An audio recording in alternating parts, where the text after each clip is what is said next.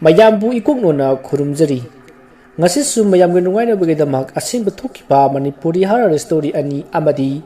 wakhalna sagalnaga iba atenba horror story amaga puduna laksari ahanbagi wari asibu thabirakpa Derek Nawaibam wari asi mayam punna taminarasi handak ikui kuidri piba singbu ningol singna sakaudrabadi phatte haina khiba adudani aikhoisu isi singna sakawi isi ahanna hana kaubi isi na yum paliba lamsina mayamna adum khangnariba usiwadani numitu isi na sakauba lau haiduna aikhoi ichin inaw ohum satki ayuki pung nipan dagi satpani isi ki yum jorba matung ibai nati haibani noi leheningdabadi natti lerak aduta aikhoi sidagi satlaga waiting set ama leibani aduda thiengna halakpa mioi khudingda nupi amana khamaga koipu puraga jeli haibani masida natana laibak thirabadi ngauraga sibasu yauribani masida istinabudi imai pema karsu toroi ipo ahumdabu kari tawduino haijai masida aikhoinasu adum hoida ibai karisu toroi aikhoi ahum surisibu haibaduda ibaina hoida adubudi nupa machadabu kiba phaunabrane phare isen singna leininga matam du phauba leyu ado pangtheng di thenganu ko asi hairam lega ibai su mapanda thokre aikhoi su hoi ibai hairaga lehowi sak saba loire atai thabak loiraba matamdari numidang wairamgi pung manga rom takhi numidang tarakpadagi isi ibai nasu thengle chatlo hairaga aikhoi punna thuminar i aikhoi gi gari ado pulsar da lakpani hanada ge gari kharadi nuaiti ngaihak thona rudrabadi hekta start hau haibi yadi aikhoi nasu adum khangi start hau haiba yararoi haibisi aina gari start tawraga yingbada hau yadri mayam sungangar i masigi gari se pung khara thona rudrabadi hekta start hau haiba yadi haiduna phana kuina yingbani adubu yadri numitu ayuktagi satlaga ichi hoida gari ado kuina khamba aduda pung sarakna nipan lomgi sangda khamaga thami maram sina hau haiba yadribani masidagi ibaina siri yararoi thengbasu yadi aikhoi lekaidagi workshop tawpa imanaba amalei ma kauke mayumda leiramadi ai lauruge workshop ta leiramagana workshop ta chatlasi haina call tawki call pair aga ibaina itau ngasido sakubagi aikhoi langleng hoigi mayumdagi mi lai moi haujik handoi tawri aduda moigi gari do lainaga leibra khangdi kuinaga khamurabadi hekta start hau haiba yada male aduda itawna amutang yengbiyo na haibani dai taw asom na hairubata workshop tawba mamanaba aduna itaw nang sauranu ai ngasidi haksang amdudana ko ka chikpane yumda leire workshop su chatre hari maduda ibaina itaw nang haksang budi ngamamoi ado ngasidi amtangdi itawna yengbidaba yadre itawna lakpa ngamoi haisu ayumda loba laksagi itaw asomna haiki masidagi workshop tawpa mamannaba aduna su hoi itaw aduna fare yumda gari su leite itawna hek loba lakpiro asomna hainaraga kol su thamnakhi ibaina loba chatki masidagi workshop nupado lakle asumaina asum tawringai pungni manga makhai su takhi ibagi mamanaba aduna sigi pulsar sira yadri se hangi aina aumani haina khumi mana start jadaba khaktara atei di kem tawdaba natra haina hangi maduda aina amuk atei di kesu tawde start khaktani haudaba haina khumki masidagi mana fareda start khakta oirabadi yamna laikhrabanida hairaga semi matamna kanabasu ngaidi haibado ngasidi mayek sengna chumlei gari semlingai pung taruk takhre gari su semba loire masidagi ibaina gari su semba loirabanina angang singsi thengkiba tari makhoi hana thongal phawba thinduk pirurasi aduga itawgi selsu pirage ai yum phawba amuk thijage taw haiki mamanaba adunasu hoida karisu kaidi aigidi hainaraga aikhoi punna thongal da thol'i ibaiga ichiganasu chalo aikhoi su lehorage hairaga lehori aikhoi su adum laklei gari he thorak pagadi pung 3 makhai tagadaba minute 2-3 khaktamak ngaire ꯃꯈꯣꯏꯒꯤ ꯂꯝꯗꯨꯗꯒꯤ ꯑꯩꯈꯣꯏꯒꯤ ꯌꯨꯝꯗꯒꯤꯗꯤ ꯐꯅꯌꯥꯝꯅ ꯑꯗꯨꯝ ꯁꯥꯡꯅ ꯂꯥꯞꯅꯩ kilometre ꯆꯞ ꯆꯥꯕꯗꯤ ꯍꯥꯏꯕ ꯉꯝꯖꯗ꯭ꯔꯤ ꯑꯁꯨꯝ ꯊꯣꯔꯛꯄꯗ ꯃꯤ ꯐꯅꯌꯥꯝꯅ ꯎꯔꯝꯕꯅꯤ ꯑꯗꯨꯕꯨ ꯎꯃꯪꯗꯧꯅ ꯇꯧꯕꯃꯛꯇꯤ ꯅꯠꯇꯕ ꯎ ꯉꯥꯛꯇ ꯍꯧꯖꯤꯜꯂꯒ ꯂꯩꯕ ꯂꯝꯕꯤ ꯃꯇꯦꯛ ꯑꯗꯨ ꯌꯧꯔꯦ ꯉꯁꯥꯏꯗꯤ ꯉꯜꯂꯤꯕꯅꯤꯔ ꯀꯩꯅꯣ ꯃꯤ ꯑꯗꯨꯝ ꯆꯠꯍꯧꯕꯅꯤ ꯍꯧꯖꯤꯛꯇꯤ ꯅꯨꯃꯤꯗꯥꯡꯒ ꯇꯥꯔꯦ ꯃꯤꯁꯨ ꯆꯠꯂꯝꯗꯕ ꯑꯗꯨꯗ ꯏꯁꯥꯗ ꯀꯩꯅꯣꯃꯗꯤ ꯐꯥꯎꯏ ꯃꯗꯨꯒꯤ ꯂꯝꯕꯤ ꯑꯗꯨꯗ ꯑꯁꯨꯝ ꯈꯔ ꯊꯧꯔꯒ ꯂꯝꯂꯣꯡ ꯑꯍꯨꯝ ꯐꯥꯡꯕ ꯑꯃ ꯂꯩ ꯃꯁꯤꯒꯤ ꯂꯝꯂꯣꯡꯁꯤꯗꯅꯤ ꯋꯥꯏꯇꯤꯡ ꯁꯦꯠꯁꯤꯅ ꯂꯩꯔꯤꯕ ꯑꯁꯤꯁꯨ ꯂꯝꯂꯣꯡ ꯑꯍꯨꯝ ꯑꯁꯤꯒꯤ ꯂꯝꯕꯤ ꯑꯁꯤꯒꯤ ꯌꯦꯠꯂꯣꯝꯗ ꯆꯠꯂꯒꯅ ꯑꯩꯈꯣꯏꯒꯤ ꯂꯝꯕꯤ ꯑꯣꯏꯗꯧꯔꯤꯕꯅꯤ ꯑꯗꯨꯒ ꯑꯣꯏꯔꯣꯝꯗ ꯆꯠꯂꯒꯗꯤ ꯀꯔꯤ ꯂꯝ ꯇꯥꯕꯅꯣ ꯍꯥꯏꯕꯗꯨꯗꯤ ꯈꯪꯖꯗ꯭ꯔꯤ ꯂꯝꯕꯤ ꯑꯃꯅ ꯑꯩꯈꯣꯏꯅ ꯍꯧꯖꯤꯛ ꯊꯧꯔꯛꯂꯤꯕ ꯂꯝꯕꯤ ꯑꯁꯤꯅꯤ ꯍꯟꯅ ꯌꯦꯡꯗꯅ ꯋꯥꯏꯇꯤꯡ ꯁꯦꯠ ꯑꯁꯤꯗꯕꯨ ꯂꯥꯟꯊꯣꯛꯂꯕꯗꯤ ꯍꯥꯏꯗꯨꯅ ꯀꯟꯅ ꯑꯗꯨꯃꯛ ꯊꯧꯔꯛꯄꯅꯤ ꯑꯗꯨꯕꯨ ꯈꯪꯍꯧꯗꯦ ꯑꯩꯈꯣꯏꯁꯨ ꯄꯨꯡꯉꯛ ꯉꯛꯏ ꯑꯍꯜ ꯑꯣꯏꯔꯕꯤ ꯃꯀꯣꯛꯇꯁꯨ ꯈꯔ ꯈꯔ ꯉꯧꯏ ꯃꯥꯅ ꯒꯥꯔꯤ ꯈꯥꯝꯃꯛꯈꯤ ꯑꯩꯈꯣꯏ ꯈꯥꯝꯗꯤ ꯌꯥꯝꯅ ꯈꯥꯝꯅꯤꯡꯗ꯭ꯔꯕꯅꯤ ꯑꯗꯨꯗ ꯃꯤ ꯑꯣꯏꯔꯝꯒꯅꯤ ꯈꯟꯗꯨꯅ ꯈꯥꯝꯈꯤꯕꯅꯤ ꯑꯍꯜ ꯑꯗꯣ ꯀꯩꯊꯦꯜ ꯀꯥꯔꯨꯕꯗꯤ ꯃꯥꯜꯂꯤ ꯄꯣꯂꯥꯡ ꯑꯃꯁꯨ ꯄꯥꯏ ꯉꯥꯔꯣꯕꯥꯛ ꯑꯃꯁꯨ ꯄꯥꯏꯔꯝꯃꯤ ꯒꯥꯔꯤ ꯈꯥꯝꯃꯕ ꯃꯇꯨꯡ ꯑꯍꯜ ꯅꯨꯄꯤ ꯑꯗꯨꯅ ꯏꯁꯨꯁꯥ ꯅꯣꯏꯕꯨ ꯀꯥꯏꯗ ꯆꯠꯂꯨꯕꯅꯣ ꯍꯥꯏꯅ ꯍꯪꯉꯛꯏ ꯑꯩꯈꯣꯏ ꯏꯉꯛ ꯉꯛꯅ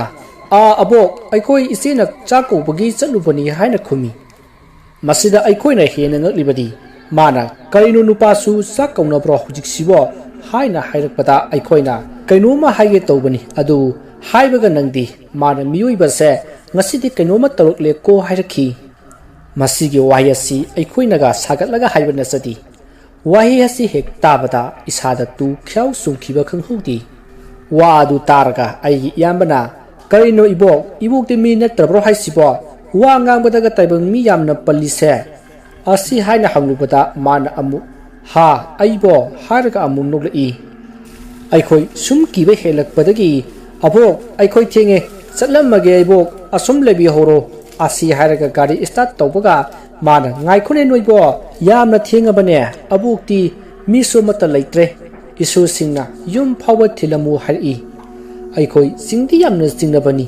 ꯃꯁꯤꯗ ꯑꯩꯅ ꯑꯕꯣꯛꯇꯤ ꯀꯗꯥꯏꯗꯒꯤꯅꯣ ꯁꯤꯗꯒꯤ ꯀꯌꯥꯝꯅ ꯂꯥꯞꯄꯤꯕ ꯍꯪꯉꯨꯕꯗ ꯃꯥꯅ ꯌꯦ ꯌꯥꯝꯅ ꯂꯥꯞꯇ꯭ꯔꯦꯗ ꯁꯤꯒꯤ ꯑꯣꯏꯔꯣꯝꯒꯤ ꯂꯝꯕꯤꯁꯤꯗ ꯈꯔ ꯊꯧꯔꯒ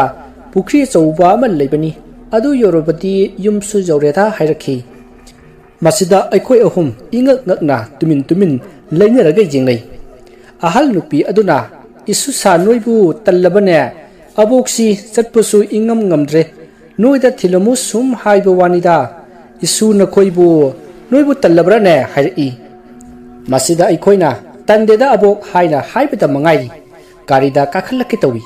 ꯃꯁꯤꯗ ꯑꯩꯅ ꯑꯕꯣꯛ ꯑꯝꯇ ꯉꯥꯏꯕꯤꯈꯣ ꯑꯩꯅ ꯊꯤꯟꯒꯗꯕ ꯅꯠꯇꯦ ꯍꯥꯏꯔꯨꯕꯗ ꯀꯥꯗꯤ ꯀꯥꯈꯠꯂꯛꯇ꯭ꯔꯤ ꯑꯩꯈꯣꯏ ꯑꯍꯨꯝ ꯃꯔꯩ ꯌꯦꯠꯅꯔꯛꯏ ꯅꯪ ꯊꯤꯜꯂꯨꯔꯣ ꯍꯥꯏꯗꯨꯅ ꯃꯁꯤꯗ ꯑꯩꯅ ꯅꯪꯅ ꯑꯍꯟꯅꯤ ꯅꯪꯅ ꯑꯣꯏꯅ ꯑꯕꯣꯛꯁꯦ ꯊꯤꯟꯕꯤꯔꯨꯔꯣ ꯍꯥꯏꯈꯤ ꯃꯁꯤꯗ ꯃꯥꯅ ꯑꯃꯨꯛ ꯏꯅꯥꯎꯗ ꯑꯣꯟꯁꯤꯟꯗꯨꯅ ꯏꯅꯥꯎꯇꯣꯟ ꯅꯪꯅ ꯈ꯭ꯋꯥꯏꯗꯒꯤ ꯑꯉꯥꯡꯅꯤ ꯅꯪꯅ ꯑꯣꯏꯅ ꯊꯤꯟꯕꯤꯔꯨꯔꯣ ꯍꯥꯏꯈꯤ ꯃꯥꯅ ꯑꯃꯨꯛ ꯑꯩꯉꯣꯟꯗ ꯑꯣꯟꯁꯤꯟꯗꯨꯅ ꯅꯪ ꯑꯣꯏꯅ ꯊꯤꯜꯂꯨꯔꯣ ꯅꯪꯒ ꯅꯠꯇ꯭ꯔꯣ ꯑꯕꯣꯛꯁꯦ ꯊꯤꯟꯒꯦꯅ ꯉꯁꯥꯏ ꯍꯥꯏꯈꯤꯕꯗꯣ ꯍꯥꯏꯔꯛꯏ ꯃꯁꯤꯗ ꯑꯩꯈꯣꯏ ꯗꯥꯅ ꯑꯃꯨꯛ ꯃꯇꯦꯡ ꯄꯥꯡꯁꯤꯜꯂꯛꯄꯒꯨꯝ ꯍꯣꯏꯗ ꯅꯪꯅꯁꯨ ꯉꯁꯥꯏ ꯊꯤꯟꯕꯤꯒꯦ ꯍꯥꯏꯈꯤꯕꯗꯨꯕꯣ ꯍꯥꯏꯔꯒ ꯅꯪ ꯊꯤꯜꯂꯨꯔോ ꯍꯥꯏꯗꯨꯅ ꯑꯩꯅ ꯑꯣꯏꯅ ꯊꯤꯟꯕ ꯇꯥꯈꯤ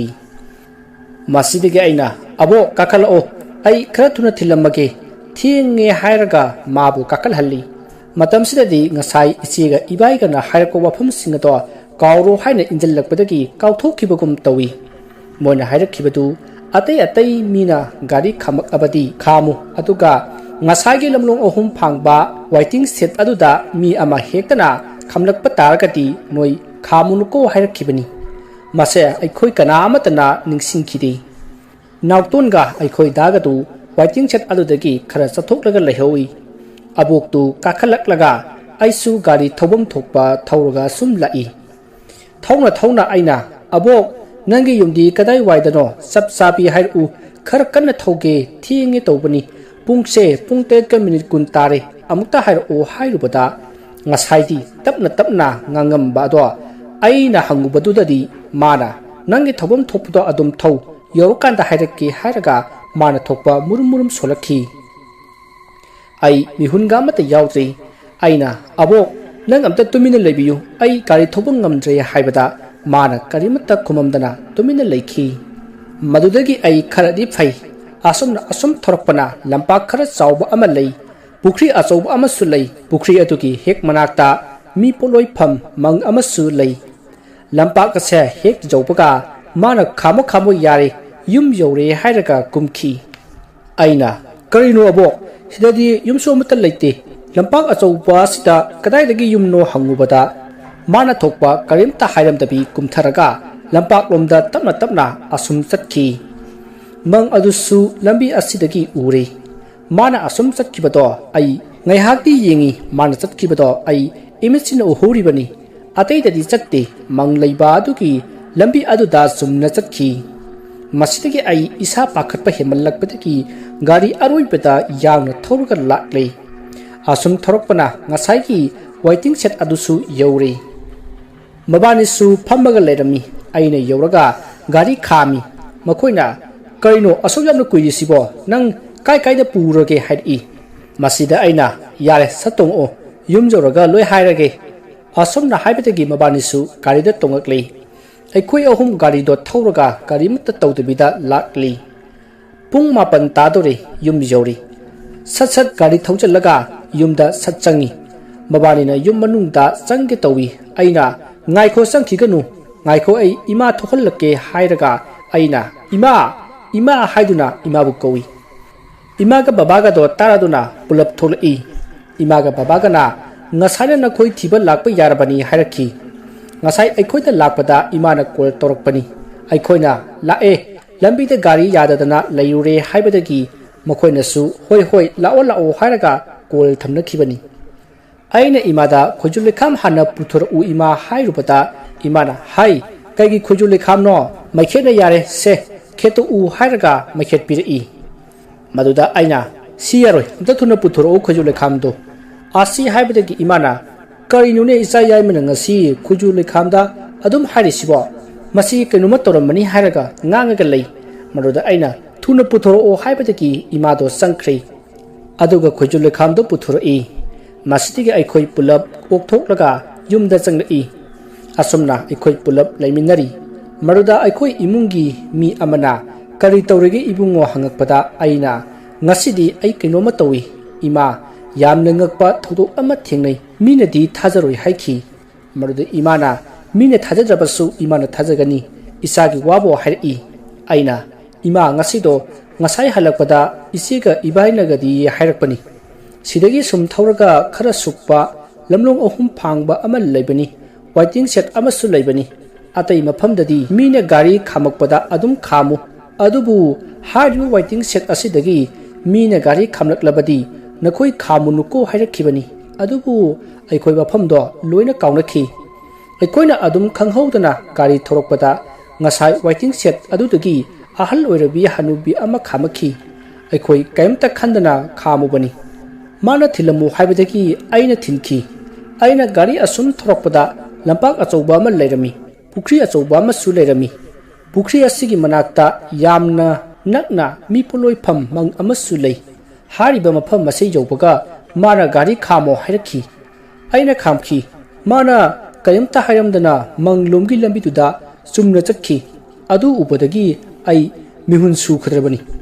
pakhatpana hemankhibana mitagi pisu tarakhi aina kapna gari kanna thorokhi mabani gi manak jawraga aina kapadu ubada mabani na nangdi kadai da purure haidana karimna reine aduda aina yare satlao yumda hairaga yumda laisini asumna hairubata imato yamna pakhatli hairi maruda aikoina kem taroida ima karisu khalunu haiki maduda imana hai kaige khalodoribano mangilaina isabu chiluraga nang chiluriba ahal hanubido manglai soidana oiramgani hairki masidagi imana ngasiti tummo hayeng hek nonganbaga imaga noi ahumga khangapokta amaiba amalei magi manakta chatlaga khoirumusi hairaga tumnari nongalaga khangapokta chatlaga lai khoirumuri jantra amamam su piri aikhoi ahum su pulap oja amaiba aduda khoirummaga halakhi asumna kaisu thudokpadi tawrakhidrei numitugi thodokto ningsinglubata ngasisu isada swai lawba adumak phauri ahan bagi warrior si loijari ꯃꯊꯪꯒꯤ ꯋꯥꯔꯤ ꯑꯁꯤ ꯑꯃꯨꯛ ꯃꯌꯥꯝ ꯄꯨꯟꯅ ꯇꯥꯃꯤꯟꯅꯔꯁꯤ꯫ ꯂꯝꯗꯤ ꯂꯣꯠꯁꯤꯟꯖꯔꯒꯦ ꯑꯁꯦꯡꯕ ꯊꯣꯛꯈꯤꯕ ꯋꯥꯔꯤꯅꯤ꯫ 2021ꯒꯤ ꯕꯥꯏꯕꯥꯏ ꯅꯨꯃꯤꯠꯅꯤ꯫ ꯅꯨꯡꯊꯤꯜ ꯑꯗꯨꯋꯥꯏꯗꯒꯤ ꯄꯨꯟꯁꯤ ꯑꯗꯨꯒ ꯅ꯭ꯌꯨ ꯏꯌꯔ ꯌꯧꯁꯤ ꯍꯥꯏꯗꯨꯅ ꯏꯃꯥꯟꯅꯕ ꯑꯩꯈꯣꯏ ꯃꯌꯥꯝ ꯏꯃꯥꯟꯅꯕ ꯑꯃꯒꯤ ꯃꯌꯨꯝꯗ ꯄꯨꯂꯞ ꯆꯠꯂꯤ꯫ ꯑꯩꯈꯣꯏ ꯐꯖꯅ ꯄꯨꯟꯕ ꯑꯩꯈꯣꯏ 6ꯅꯤ꯫ ꯅꯨꯡꯊꯤꯜꯗꯒꯤ ꯂꯥꯡꯕ ꯍꯧꯔꯦ꯫ ꯏꯃꯥꯟꯅꯕ ꯍꯣꯏꯒꯤ ꯃꯃꯥ ꯃꯄꯥ ꯍꯣꯏ ꯂꯩꯇꯦ ꯑꯗꯨꯅ ꯃꯈꯣꯏꯗ ꯇꯧꯕꯅꯤ꯫ ꯉꯥꯅꯨ ꯆꯥꯁꯤ ꯍꯥꯏꯗꯨꯅ ꯉꯥꯅꯨ ꯁꯦꯝꯕ ꯍꯧꯔꯦ꯫ ꯑꯩꯅ ꯏꯃꯥꯟꯅꯕ ꯑꯗꯨꯗ ꯍꯥꯏ, ꯉꯁꯤꯃꯨꯛ ꯅꯨꯡꯉꯥꯏꯕꯁꯤ ꯑꯅꯤ ꯁꯨꯗ꯭ꯔꯦꯍꯦ ꯍꯥꯏꯗꯨꯅ ꯍꯥꯏꯈꯤ꯫ ꯃꯗꯨꯗ ꯏꯃꯥꯟꯅꯕ ꯑꯗꯨꯅ ꯐꯥꯒꯤ ꯑꯣꯏ ꯀꯔꯤ ꯑꯣꯏꯅ ꯍꯥꯏꯔꯛꯑꯝꯃꯤ, ꯆꯍꯤ ꯍꯧꯔꯛꯄꯗꯅꯦ ꯉꯥꯅꯨ ꯆꯥꯗꯣꯏꯁꯦ ꯗꯁꯥꯅ ꯗꯁꯥ ꯄꯥꯡꯗꯕꯅꯦ, ꯆꯤꯡꯈꯩ ꯍꯣꯏꯒꯤ ꯀꯥꯡꯕꯨꯗꯨꯅ ꯐꯨꯔꯛꯑꯗꯤ ꯍꯥꯏꯗꯨꯅ ꯍꯥꯏꯔꯛꯏ꯫ ꯑꯩꯈꯣꯏ ꯀ꯭ꯂꯥꯁ 11 ꯀꯥꯔꯤ ꯑꯗꯨꯅ ꯃꯤ ꯌꯥꯝꯅ ꯈꯟꯅꯔꯛꯏ꯫ ꯃꯌꯥꯝꯗꯨꯒꯤ ꯃꯔꯛꯇ ꯃꯈꯣꯏꯁꯨ ꯑꯃꯅꯤ꯫ ꯑꯩꯅ ꯑꯃꯨꯛ ꯍꯥꯏ, ꯇꯥꯅꯤꯡꯗꯦꯍꯦ ꯕꯤꯠ ꯍꯥꯠꯄ ꯊꯕꯛ꯫ ꯍꯣꯏ ꯈꯔꯗꯤ ꯇꯧꯕꯅꯦ ꯃꯈꯣꯏꯁꯨ, ꯑꯗꯣ ꯑꯩꯒꯤꯗꯤ ꯅꯣꯏ ꯂꯩꯁꯤꯗꯤ ꯍꯥꯏꯗꯨꯅ ꯅꯣꯛꯃꯤꯟꯅꯩ꯫ ꯉꯥꯅꯨ ꯁꯦꯝꯕ ꯂꯣꯏꯔꯦ꯫ ꯊꯣꯡꯅꯕ ꯁꯦꯝ ꯁꯥꯕꯁꯨ ꯂꯣꯏꯔꯦ꯫ ꯊꯣꯡꯕ ꯍꯧꯔꯛꯄ ꯇꯥꯏꯃꯤꯡꯗ ꯑꯩꯒ ꯍꯦꯅꯔꯤꯒ ꯈꯨꯟꯗ ꯆꯪꯗꯨꯅ ꯍꯤꯗꯥꯛ ꯐꯨꯜ 3 ꯂꯧꯔꯛꯏ꯫ ꯍꯦꯅꯔꯤꯅ ꯍꯥꯏꯔꯛꯏ, ꯌꯥꯝ ꯌꯥꯝꯃꯟꯗ꯭ꯔꯣ? ꯑꯩꯅ, ꯈꯔꯨꯡꯅꯦ ꯈꯔꯨꯡ, ꯀꯩꯝ ꯈꯜꯂꯨꯅꯨ, ꯀꯣꯟꯕꯨ ꯀꯣꯟꯅꯔꯣꯏ꯫ ꯍꯦꯅꯔꯤꯅ, ꯍꯣꯏꯗꯥ ꯂꯧꯁꯤꯜꯂꯨ꯫ ꯑꯁꯨꯝꯅ ꯋꯥꯔꯤ ꯁꯥꯟꯅꯔꯒ ꯑꯩꯈꯣꯏ ꯑꯅꯤ ꯄꯣꯠ ꯄꯨꯔꯒ ꯂꯥꯛꯏ꯫ ꯑꯩꯈꯣꯏ ꯂꯥꯡꯕ ꯌꯥꯕ ꯂꯥꯡꯂꯦ꯫ ꯅꯨꯃꯤꯗꯥꯡꯒꯤ ꯄꯨꯡ 12 ꯇꯥꯔꯛꯄ ꯉꯥꯏꯔꯒ ꯄꯨꯟꯅ ꯍꯦꯄꯤ ꯅ꯭ꯌꯨ ꯏꯌꯔ ꯂꯥꯎꯕ ꯂꯣꯏꯔꯦ꯫ ꯃꯇꯝ ꯑꯗꯨꯗ ꯑꯩꯒꯤ ꯐꯣꯟꯗ ꯀꯣꯜ ꯑꯃ ꯂꯥꯛꯏ꯫ ꯃꯗꯨꯗ ꯏꯃꯥꯅ ꯌꯨꯝꯗ ꯍꯜꯂꯛꯑꯣ ꯏꯕꯨꯡꯉꯣ ꯍꯥꯏꯔꯛꯏ꯫ ꯑꯩꯁꯨ ꯏꯃꯥꯟꯅꯕꯁꯤꯡꯗ ꯍꯜꯂꯁꯦ ꯍꯥꯏꯔꯤ꯫ ꯃꯈꯣꯏꯁꯨ ꯍꯜꯂꯁꯦ ꯍꯥꯏꯗꯨꯅ ꯂꯣꯏꯅ ꯍꯥꯏꯅꯔꯤ꯫ ꯌꯥꯝꯅ ꯏꯪꯕ ꯃꯇꯝ ꯑꯣꯏꯕꯅꯤꯅ ꯒꯥꯔꯤ ꯊꯧ ꯍꯥꯏꯕ ꯀꯅꯥꯃꯠꯇꯅ ꯌꯥꯅꯗ꯭ꯔꯤ꯫ ꯑꯩꯈꯣꯏꯁꯨ ꯐꯔꯦ ꯊꯅꯝꯃꯁꯤ ꯍꯥꯏꯅ ꯊꯅꯝꯂꯤ꯫ ꯍꯌꯦꯡ ꯂꯧꯕ ꯂꯥꯛꯑꯁꯤ ꯍꯥꯏꯅꯗꯨꯅ ꯈꯣꯡꯅ ꯊꯣꯛꯂꯛꯂꯝꯃꯤ꯫ ꯉꯁꯥꯏ ꯏꯃꯥꯟꯅꯕꯅ ꯍꯥꯏꯕ ꯑꯗꯣ ꯆꯤꯟꯗꯨꯡ ꯏꯜꯂꯕ꯭ꯔꯥ ꯈꯪꯗꯦ, ꯆꯤꯡꯈꯩ ꯍꯣꯏꯒꯤ ꯀꯥꯡꯕꯨꯗꯣ ꯊꯦꯡꯅꯔꯤ꯫ ꯑꯩꯈꯣꯏꯗꯤ ꯌꯨ ꯈꯔ ꯊꯛꯈꯤꯕꯅ ꯉꯥꯎꯔꯤ, ꯃꯈꯣꯏꯗꯤ ꯊꯛꯇꯕ ꯃꯥꯜꯂꯤ꯫ ꯂꯝꯄꯥꯛ ꯃꯌꯥꯗ ꯍꯦꯅꯔꯤꯗꯣ ꯃꯈꯣꯏꯅ パイꯔꯒ ꯆꯤꯡꯁꯤꯟꯈꯤꯕꯅꯤ꯫ ꯑꯩꯈꯣꯏꯁꯨ ꯉꯥꯎꯔꯤ ꯉꯥꯎꯔꯤ ꯇꯧꯔꯤ꯫ ꯑꯩꯈꯣꯏꯅ ꯈꯔ ꯐꯨꯔꯕꯁꯨ ꯃꯈꯣꯏꯅ ꯑꯩꯈꯣꯏ ꯐꯖꯅ ꯐꯨꯈ꯭ꯔꯦ꯫ ꯃꯗꯨꯗꯒꯤ ꯑꯩ ꯒ꯭ꯌꯥꯟ ꯃꯥꯡꯈ꯭ꯔꯦ꯫ ꯑꯩꯈꯣꯏ ꯀꯥꯡꯕꯨ 5ꯒꯤ ꯃꯅꯨꯡꯗ ꯑꯃꯈꯛꯇꯅꯤ ꯒ꯭ꯌꯥꯟ ꯇꯥꯍꯧꯕ꯫ ꯑꯇꯩꯗꯤ ꯌꯨ ꯉꯥꯎꯕꯣꯏ ꯋꯥꯕꯣꯏ ꯂꯣꯏꯅ ꯒ꯭ꯌꯥꯟ ꯃꯥꯡꯈ꯭ꯔꯦ꯫ ꯅꯥꯀꯟꯗꯅ ꯐꯣꯟ ꯂꯥꯛꯄꯒꯤ ꯃꯈꯣꯜ ꯇꯥꯕꯗ ꯑꯩ ꯒ꯭ꯌꯥꯟ ꯇꯥꯔꯛꯂꯝꯃꯤ꯫ ꯐꯣꯟꯗ ꯌꯦꯡꯂꯨꯕꯗ ꯏꯃꯥꯒꯤ ꯑꯣꯏꯗꯨꯅ ꯂꯩꯔꯝꯃꯤ꯫ ꯑꯩ ꯀꯣꯜꯗꯣ ꯁꯠ ꯄꯥꯏꯈꯠꯂꯤ꯫ ꯏꯃꯥꯅ ꯋꯥ ꯉꯥꯡꯕ ꯅꯪꯗ꯭ꯔꯤꯉꯩꯗ ꯑꯩꯅ ꯍꯥꯟꯅ ꯍꯥꯏꯖꯜꯂꯤ, ꯏꯃꯥ ꯁꯣꯝꯗ ꯐꯔꯛ ꯑꯃ ꯇꯥꯔꯦ, ꯑꯗꯨꯒꯤꯅꯦ ꯂꯥꯛꯑꯒꯅꯤ ꯑꯩ꯫ ꯑꯩꯅ ꯋꯥꯔꯤ ꯁꯥꯟꯅꯔꯤꯉꯩꯗ ꯍꯦꯅꯔꯤ ꯍꯧꯒꯠꯇꯨꯅ ꯆꯠꯈꯤꯔꯝꯃꯤ꯫ ꯑꯩꯁꯨ ꯚꯥꯞ ꯑꯣꯏꯍꯧꯗ꯭ꯔꯦ, ꯀꯣꯜꯁꯨ ꯊꯝꯈ꯭ꯔꯦ꯫ ꯏꯃꯥꯟꯅꯕꯁꯤꯡ ꯑꯗꯨꯁꯨ ꯇꯥꯗꯨꯅ ꯂꯩꯔꯦ꯫ ꯑꯩꯅ, ꯍꯧꯒꯠꯂꯣ ꯚꯥꯏ, ꯍꯧꯒꯠꯂꯣ ꯍꯥꯏꯗꯨꯅ ꯍꯧꯗꯣꯛꯏ꯫ ꯏꯃꯥꯟꯅꯕ ꯑꯃꯅ, ꯋꯥꯡꯕ ꯍꯦꯅꯔꯤꯗꯤ ꯍꯥꯏꯅ ꯍꯪꯉꯛꯏ꯫ ꯃꯗꯨꯗ ꯑꯩꯁꯨ ꯅꯤꯡꯁꯤꯡꯂꯛꯑꯝꯃꯤ꯫ ꯑꯩꯅ, ꯑꯁꯤ ꯕꯣꯔꯣꯏ ꯃꯅꯥꯛꯇ ꯆꯪꯈꯤꯕꯅꯦ ꯑꯁꯤ ꯍꯥꯏꯗꯨꯅ ꯐꯣꯟꯒꯤ ꯐ꯭ꯂꯥꯛꯁ ꯊꯥꯟꯗꯨꯅ ꯊꯤꯔꯤ꯫ ꯃꯗꯨꯗ ꯍꯦꯅꯔꯤꯗꯣ ꯇꯥꯗꯨꯅ ꯒ꯭ꯌꯥꯟ ꯃꯥꯡꯂꯒ ꯂꯩꯔꯝꯃꯤ꯫ ꯑꯩꯈꯣꯏꯅ ꯒ꯭ꯌꯥꯟ ꯇꯥꯅꯅꯕ ꯌꯥꯝꯅ ꯀꯟꯅ ꯍꯣꯠꯅꯕꯅꯤ, ꯑꯗꯨꯕꯨ ꯒ꯭ꯌꯥꯟ ꯇꯥꯗ꯭ꯔꯦ꯫ ꯑꯩꯅ ꯌꯥꯔꯔꯣꯏ ꯍꯥꯏꯗꯨꯅ ꯍꯦꯅꯔꯤꯒꯤ ꯕꯕꯥꯗ ꯀꯣꯜ ꯇꯧꯈ꯭ꯔꯦ꯫ ꯑꯆꯧꯕ ꯒꯥꯔꯤ ꯑꯃ ꯄꯨꯔꯒ ꯂꯥꯛꯄꯤꯌꯨ ꯍꯥꯏꯗꯨꯅ ꯍꯥꯏꯈ꯭ꯔꯦ꯫ ꯑꯗꯨꯕꯨ ꯑꯩꯅ ꯕꯕꯥꯗ ꯊꯧꯗꯣꯛ ꯑꯗꯨꯒꯤ ꯃꯇꯥꯡꯗ ꯀꯔꯤ ꯑꯃꯠꯇ ꯍꯥꯏꯗꯣꯛꯈꯤꯗꯦ꯫ ꯑꯩꯈꯣꯏ ꯍꯦꯅꯔꯤꯅ ꯒ꯭ꯌꯥꯟ ꯂꯥꯛꯅꯅꯕ ꯑꯗꯨꯝ ꯍꯣꯠꯅꯔꯤ, ꯑꯗꯨꯕꯨ ꯒ꯭ꯌꯥꯟꯗꯤ ꯑꯗꯨꯃꯛ ꯂꯥꯛꯂꯝꯗꯦ꯫ ꯉꯥꯏꯍꯥꯛ ꯂꯩꯔꯕ ꯃꯇꯨꯡ ꯍꯦꯅꯔꯤꯒꯤ ꯕꯕꯥꯁꯨ ꯂꯥꯛꯂꯦ꯫ ꯍꯦꯅꯔꯤꯒꯤ ꯐꯤꯕꯝ ꯑꯗꯨ ꯎꯕꯗ ꯉꯛꯅ ꯍꯪꯂꯛꯏ, ꯀꯩꯅꯣ ꯇꯧꯔꯤꯕꯁꯤꯗꯤ ꯋꯥꯡꯕ, ꯀꯩꯅꯣ ꯇꯧꯔꯤꯕꯁꯤꯕꯣ? ꯃꯗꯨꯗ ꯑꯩꯈꯣꯏꯅ, ꯕꯕꯥ ꯌꯨꯝꯗ ꯆꯠꯂꯁꯤ ꯑꯗꯨꯒ ꯅꯆꯥꯅ ꯍꯥꯏꯖꯔꯒꯦ ꯑꯁꯤ ꯍꯥꯏꯗꯨꯅ ꯑꯩꯈꯣꯏ ꯒꯥꯔꯤꯗ ꯍꯦꯅꯔꯤꯕꯨ ꯊꯥꯡꯒꯠꯂꯒ ꯑꯩꯈꯣꯏꯁꯨ ꯀꯥꯈꯠꯅꯗꯨꯅ ꯒꯥꯔꯤ ꯑꯗꯨ ꯊꯧꯔꯦ꯫ ꯒꯥꯔꯤ ꯃꯅꯨꯡꯗ ꯑꯩꯈꯣꯏ ꯀꯔꯤ ꯑꯃꯠꯇ ꯍꯥꯏꯅꯗꯦ꯫ ꯃꯁꯤꯗꯒꯤ ꯑꯩꯈꯣꯏ ꯌꯨꯝ ꯌꯧꯔꯦ꯫ ꯍꯦꯅꯔꯤꯗꯣ ꯐꯃꯨꯡꯗ ꯄꯨꯁꯤꯜꯂꯦ ꯑꯗꯨꯒ ꯑꯩꯅ ꯕꯕꯥꯗ ꯊꯣꯛꯈꯤꯕ ꯋꯥꯔꯤ ꯄꯨꯝꯕ ꯂꯤꯔꯤ꯫ ꯃꯗꯨꯗ ꯍꯦꯅꯔꯤꯒꯤ ꯕꯕꯥꯅ ꯑꯗꯨ ꯑꯉꯥꯡ ꯑꯣꯏꯅ ꯌꯨ ꯊꯛꯏꯕ ꯀꯔꯤꯒꯤꯅꯣ ꯍꯥꯏꯗꯨꯅ ꯈꯔ ꯉꯥꯡꯈꯤ꯫ ꯑꯩꯅ ꯍꯣꯁꯄꯤꯇꯥꯜꯗ ꯄꯨꯅꯅꯕ ꯍꯥꯏ, ꯑꯗꯨꯕꯨ ꯕꯕꯥꯅ ꯗꯣꯛꯇꯔꯅ ꯌꯥꯔꯣꯏ, ꯅꯣꯡꯉꯥꯜꯂꯒ ꯑꯃꯥꯏꯕ ꯀꯧꯁꯤ, ꯅꯣꯡꯉꯥꯟꯕ ꯉꯥꯏꯔꯁꯤ ꯍꯥꯏꯔꯛꯈꯤ꯫ ꯃꯁꯤꯗꯒꯤ ꯑꯩꯁꯨ ꯑꯩꯒꯤ ꯕꯕꯥꯗ ꯀꯣꯜ ꯇꯧꯔꯦ ꯑꯗꯨꯒ ꯊꯣꯛꯈꯤꯕ ꯄꯨꯝꯕ ꯇꯝꯂꯤ꯫ ꯕꯕꯥꯅꯁꯨ ꯈꯔ ꯉꯥꯡꯂꯛꯏ꯫ ꯃꯗꯨꯗ ꯑꯩꯈꯣꯏ ꯕꯕꯥꯅ ꯑꯩꯕꯨ ꯉꯁꯤꯒꯤꯗꯤ ꯍꯦꯅꯔꯤ ꯍꯣꯏꯗ ꯂꯩꯔꯣ, ꯍꯌꯦꯡ ꯍꯦꯛ ꯅꯣꯡꯉꯥꯜꯕꯒ ꯕꯕꯥꯁꯨ ꯂꯥꯛꯂꯒꯦ ꯍꯥꯏꯅ ꯍꯥꯏꯔꯛꯂꯝꯃꯤ꯫ ꯍꯦꯅꯔꯤꯅ ꯒ꯭ꯌꯥꯟ ꯁꯨꯡꯇꯥ ꯇꯥꯔꯛꯇꯅ ꯑꯍꯤꯡ ꯑꯗꯨꯃ ꯍꯧꯈ꯭ꯔꯦ꯫ ꯅꯣꯡꯉꯥꯜꯂꯒ ꯍꯦꯅꯔꯤꯒꯤ ꯕꯕꯥꯅ ꯑꯃꯥꯏꯕ ꯑꯃ ꯀꯧꯔꯨꯒꯦ ꯍꯥꯏꯗꯨꯅ ꯆꯠꯈ꯭ꯔꯦ꯫ ꯑꯩꯒꯤ ꯕꯕꯥꯁꯨ ꯂꯥꯛꯏ꯫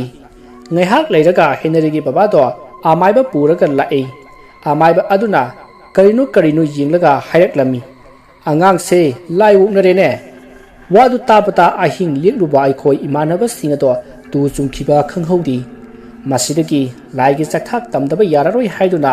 amaiba aduna thadokhrei adubu Henry gyan taraktri amaiba aduna haudu uranu maraina gyan tarakani hairakhi asi hair maga amaiba adusu satkhrei masidagi nungthilgi pung mari makhai tarakpa aduwaida Henry do gyan taduna haugalak-lami mana tambada aiga mapan thokpa chatlubani aduga boroi makhong yorokpadadi ai leramdabani haina hairakhi hawjiksu mafam ado lanbada tu chungpa akiba phawpa hainadaba kaya ama hakchangda phawri anisubo wari asi matang asida loijari mathangi wari asi amuk taminarasi ai hawjik class 9 kari wari asi 2022 gi lamta thangja hariba numitta thukibani aigi ming Prasanta kaujai aigi school na nongpok mahikol da tammi Prasanta ai lairik tambada amati sanabada thawai yamna yaujai nongma aiga imanaba singa sanaba chatchi haiduna aikhoi sanaba chatli maduda aidi yamna nungai jarami maduda aigi imanaba chalambana bai kadai da noi khoina sanaba chattuise haina hanglai maduda aina bai singjamaida lampak achouba ma leibani aduda chattuini asi hairaga gari macha puthoknaraga aikhoi chatpa hawi maduda Dipakna aigi tunglomda tongi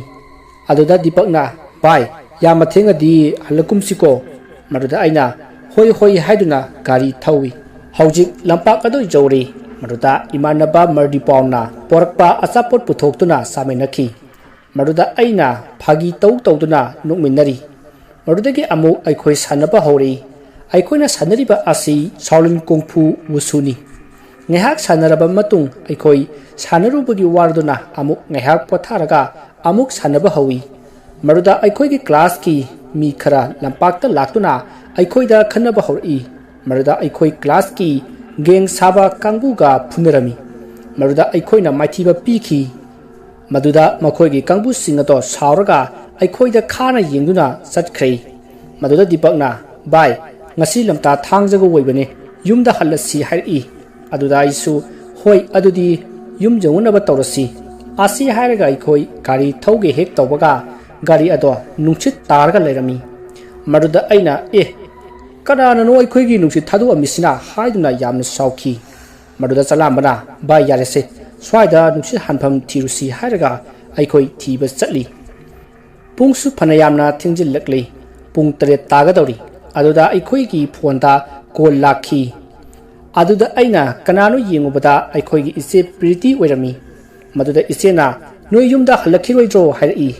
aduda aina hoi se aikhoi halake tawriye gari nukchi jaramdadana hange tawri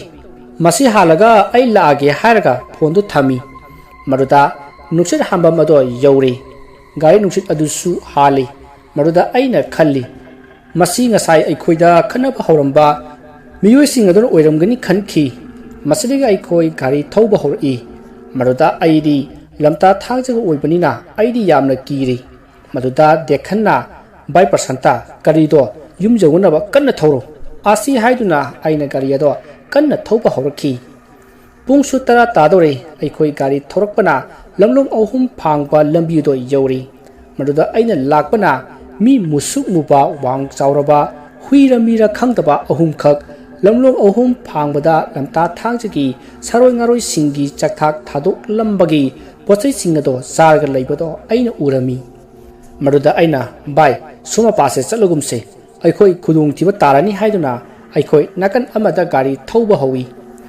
maduda Abinashna gari gi mai thanbada laptakna mi gi mawong manba ama lambi gi mamli tauba lamlong ahum phangba adugi lambi mataida lepaga aikhoida munna yengai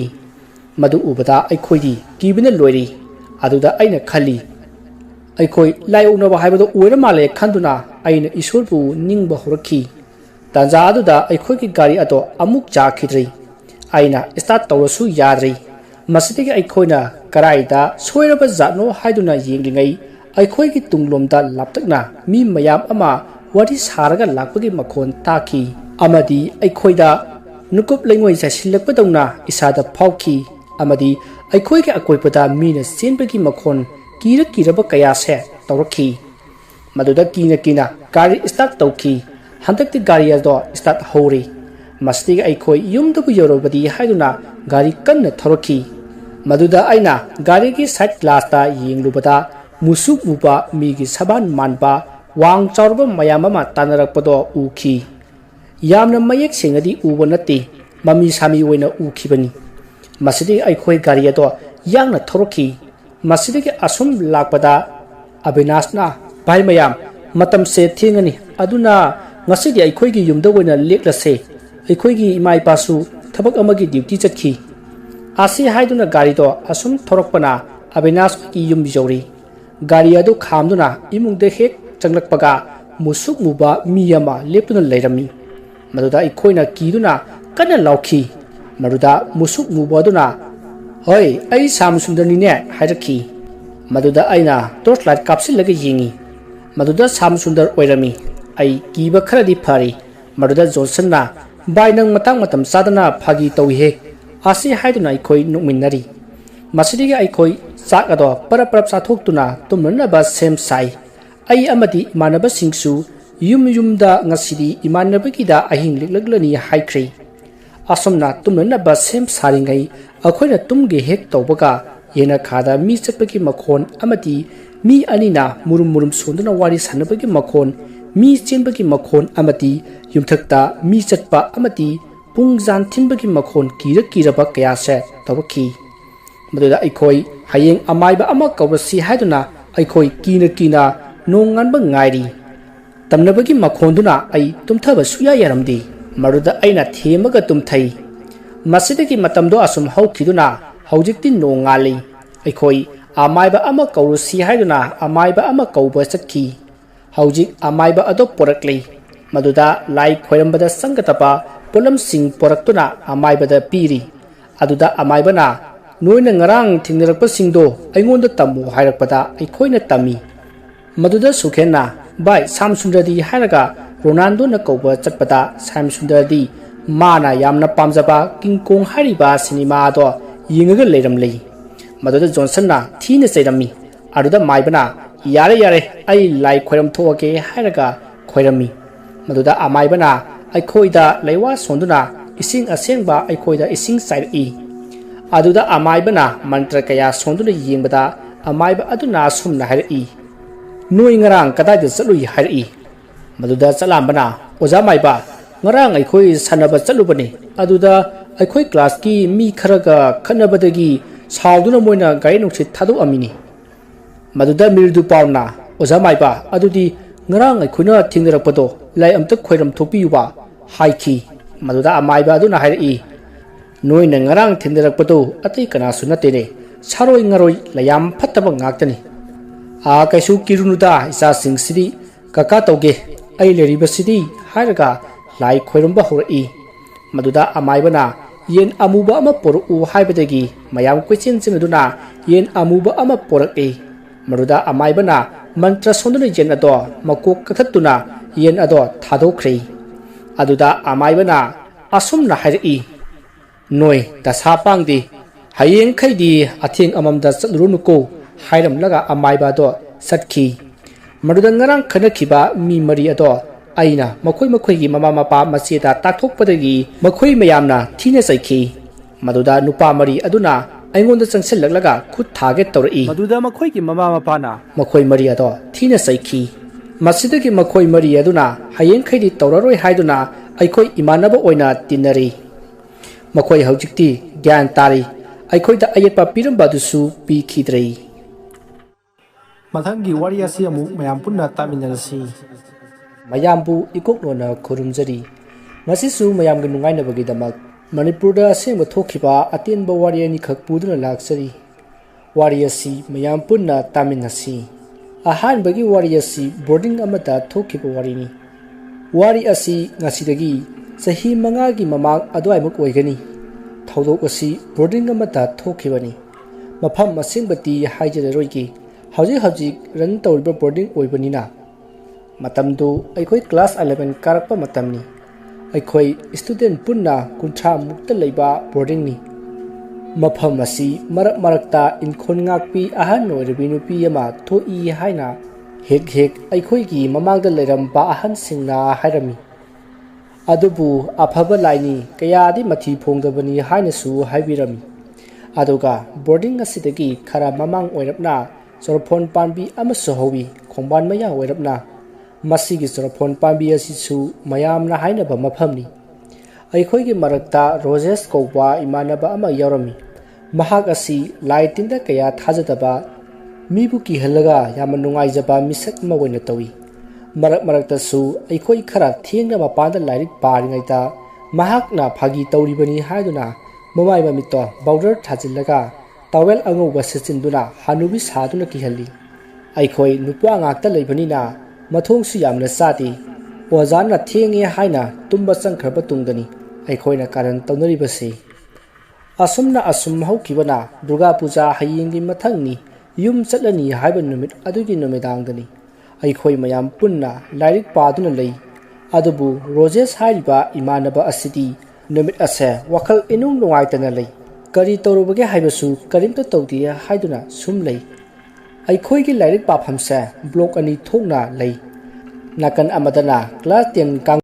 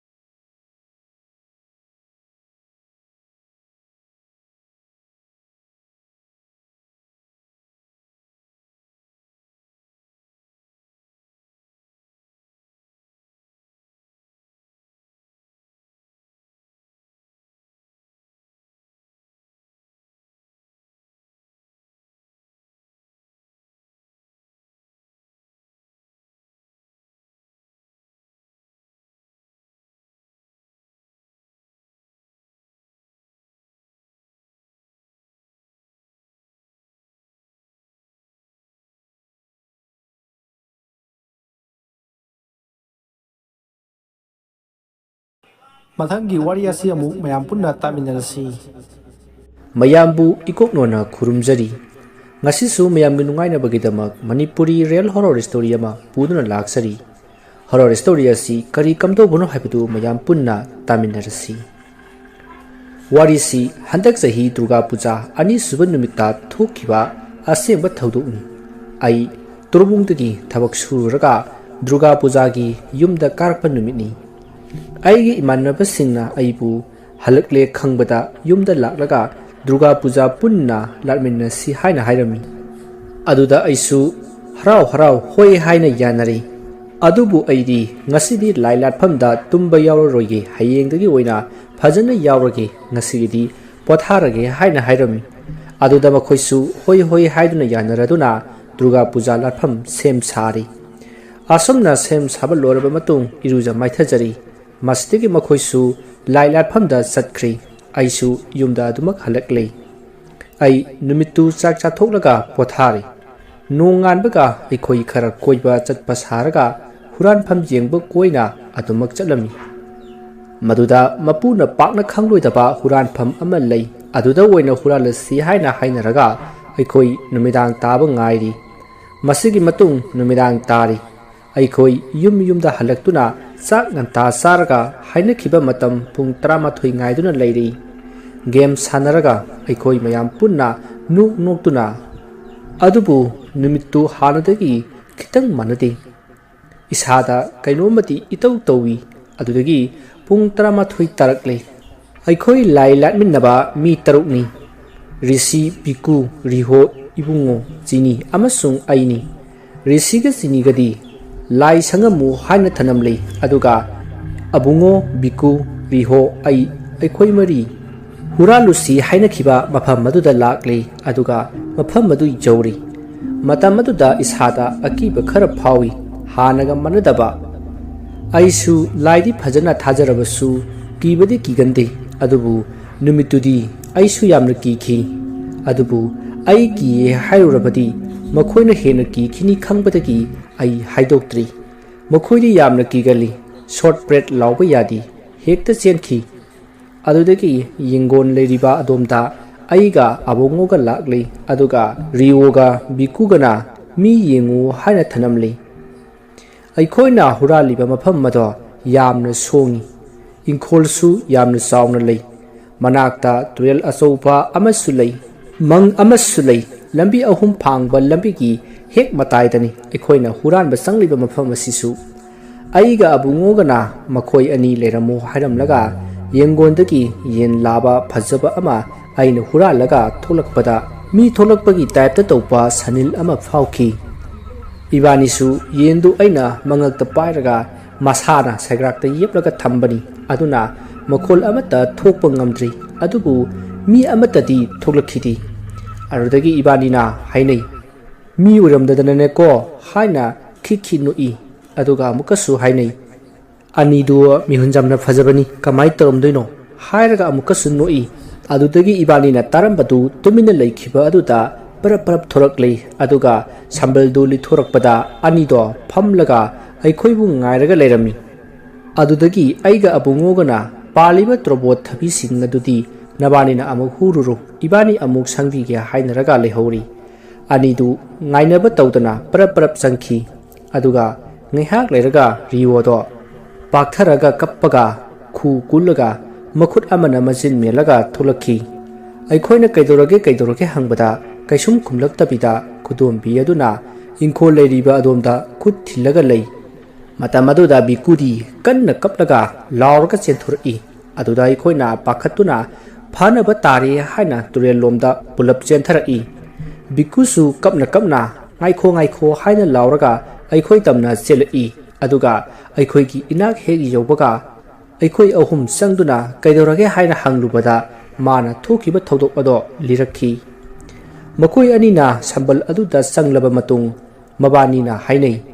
ꯇ꯭ꯔꯣꯕꯣꯠ ꯄꯥꯟꯕ ꯆꯨꯔꯤ ꯑꯁꯤꯗꯅ ꯔꯤꯑꯣꯅ ꯍꯨꯔꯥꯜꯂꯛꯂꯒꯦ ꯉꯝꯕ ꯃꯈꯩ. ꯑꯗꯨꯒ ꯕꯤꯀꯨ ꯅꯪꯅ ꯊꯕꯤ ꯑꯗꯨꯒ ꯃꯔꯣꯏ ꯈꯔꯒ ꯍꯨꯔꯥꯜꯂꯛꯂꯣ. ꯌꯥꯝꯗꯕꯤ ꯑꯣꯏꯔꯕꯁꯨ ꯍꯣꯔꯦꯟ ꯌꯨꯝ ꯍꯦꯛ ꯌꯧꯕꯒ ꯌꯦꯟꯁꯦ ꯊꯣꯡꯂꯒ ꯆꯥꯊꯣꯛꯂꯁꯤ ꯍꯥꯏꯅꯔꯝꯃꯤ. ꯑꯗꯨꯒꯤ ꯃꯇꯨꯡ ꯃꯕꯥꯅꯤ ꯌꯥꯝꯅꯁꯨ ꯂꯥꯞꯅꯗꯕꯤ ꯆꯨꯔꯤ ꯑꯃꯗꯅ Rio, zuri amadana biku makoi anido sariba sagai adugi manungda khu kulaga tumina sanglai aduga huranba horakpada mabani gi mayaida leiriba zuri aduda amuba amasu kullaga satpado mabani makna uraba jatni adubu mayek sengna udabana rionasu bikunasu rioni khallaga adum makha tana huralaba jatni adubu zuri adugi loramdaida rigo khaw ado thalladuna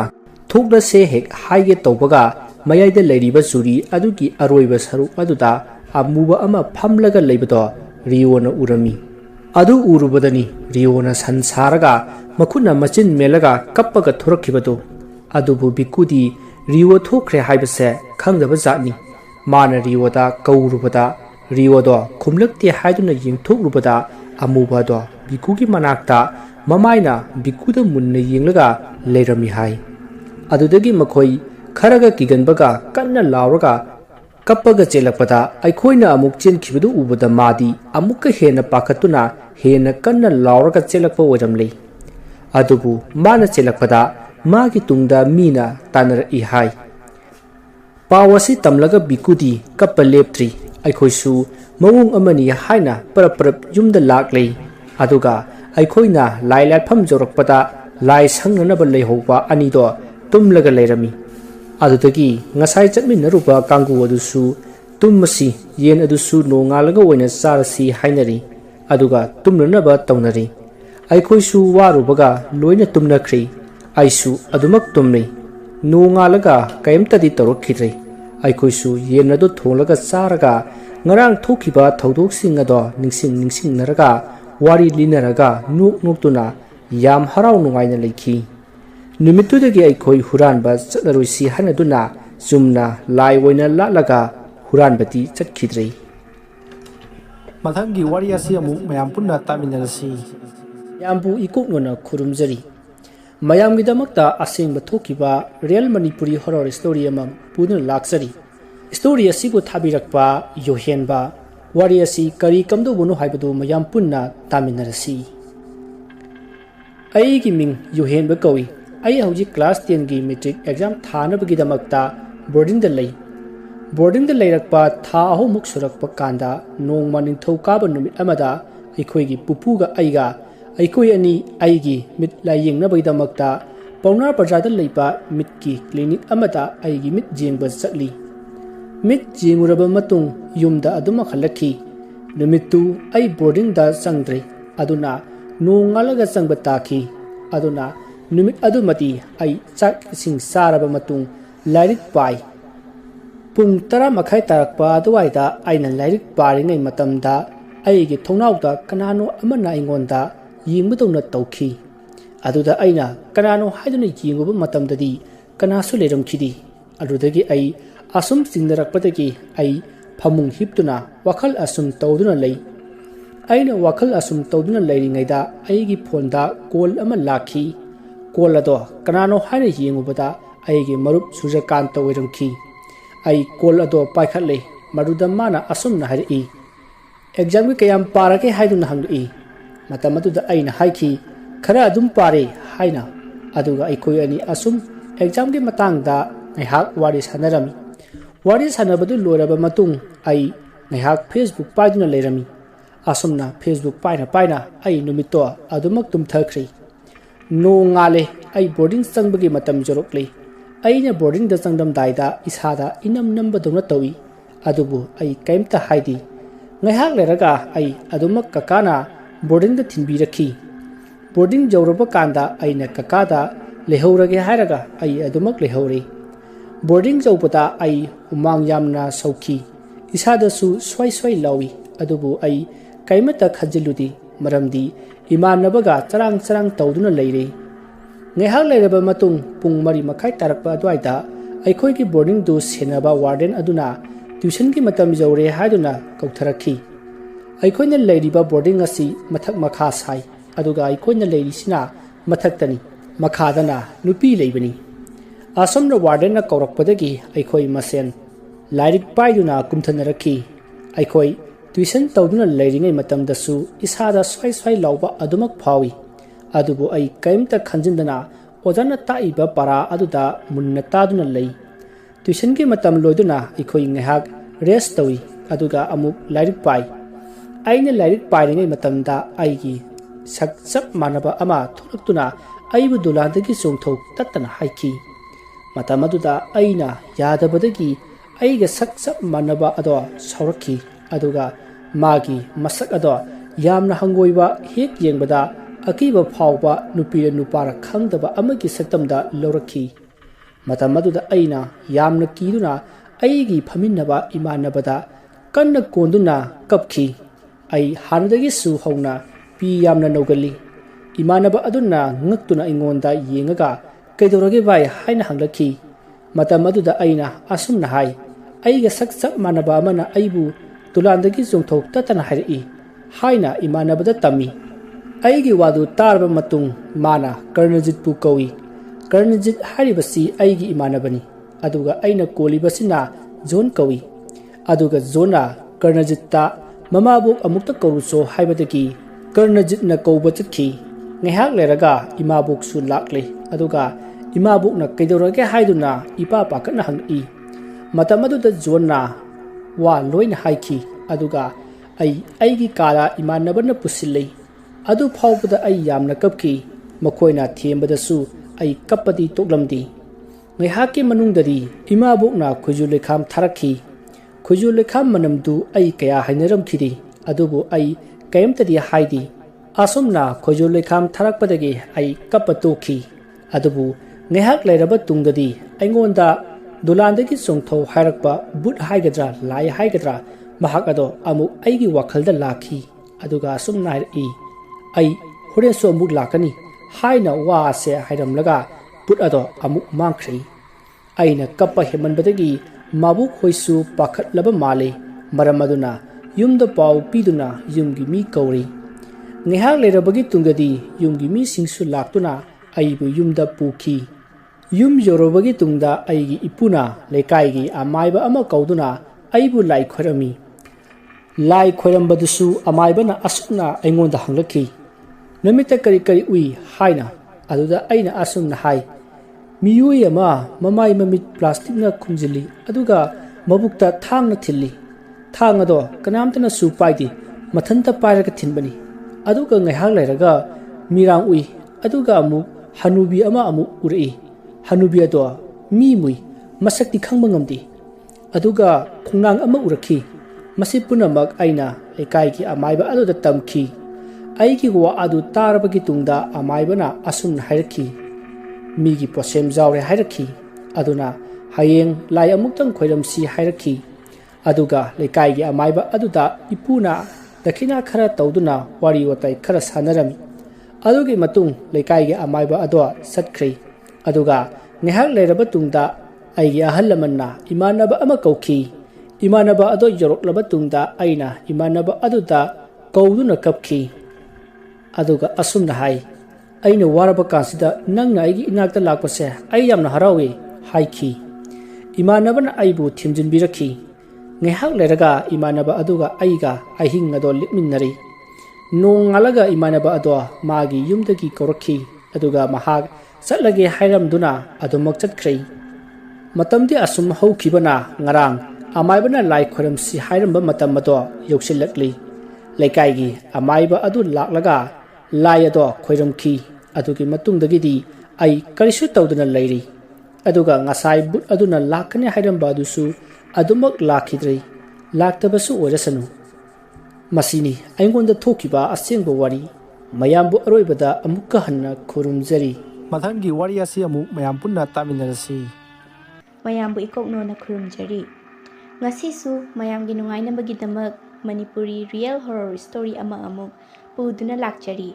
ꯋꯥꯔꯤ ꯑꯁꯤꯕꯨ ꯊꯥꯕꯤꯔꯛꯄ ꯄꯣꯏꯔꯩꯉꯥꯟꯕ ꯅꯥꯎꯔꯣꯏꯕꯝ ꯅꯦꯔꯦꯇꯔ Mona Lisa ꯃꯇꯝꯗꯨ ꯂꯝꯇꯥ ꯊꯥꯅꯤ